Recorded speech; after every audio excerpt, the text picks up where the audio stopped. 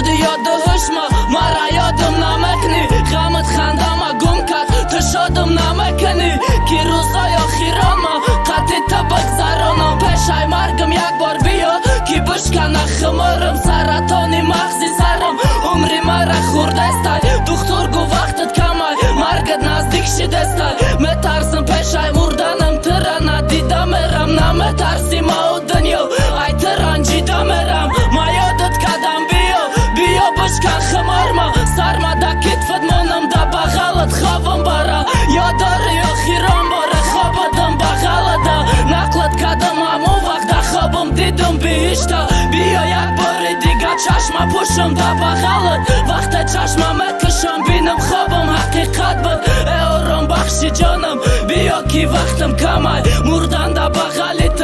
آخیران آرزومای تو بیا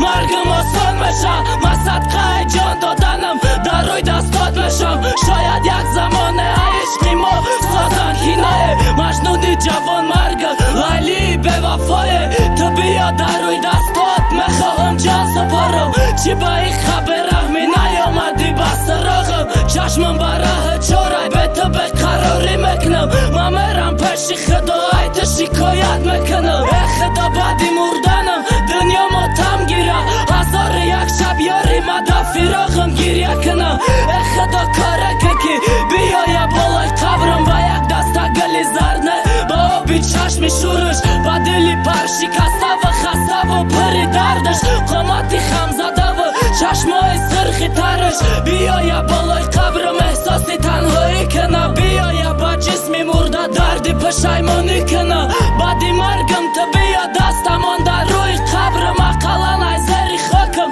ما بدن تاییز کنم روزم با شمار مانده بیا با در نشوه با عالم خواندستم که وجدانت بدار شوه ما همو قصه یکی مضمونی او با درده هر کس بعدی خواندنش خواه نخواه گریه کرده آبی چشمی رزانم قسم با مغزی مریضم ما همون مهرابه که این روز در دامنی مرگه او رپه که در گوشته مؤلفی و مایم سرطانه که در مغزه هدفش بدان مایم در کدام دنیای باشی بدان بارانش مایم در کدام شهرت تو باشی بدان قانونش مایم جبر دیده در شهر عشق بینی عاشقه مایم تصدق محبت لگدای عشقت مایم افتیده در دامی سیاد سایدی شکارش مایم ایشال در جنگ